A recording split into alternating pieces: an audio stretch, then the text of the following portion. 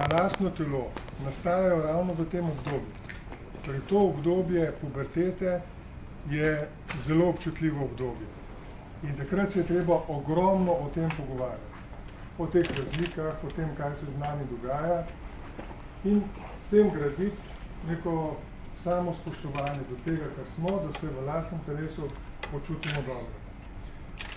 Se mi zdi, to je sicer teza, da tu nastajajo tiste temeljne obsodbe tudi na dojke, kot tista razlika, ki najbolj vidno loči moškega od ženske. Obsodbe, iz katerih se potem v nadaljnjem življenju lahko razvijajo raznovrstna bolezenska stanja.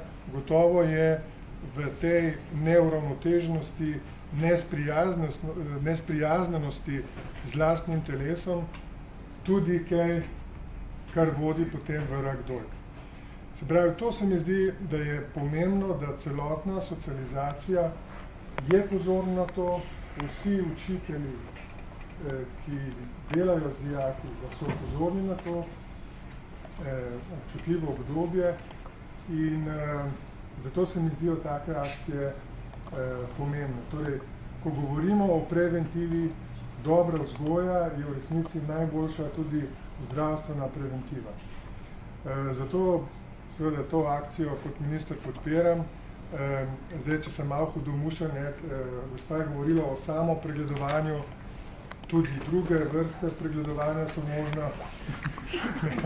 Se pravi, treba je iti s ponosom v lasten spor.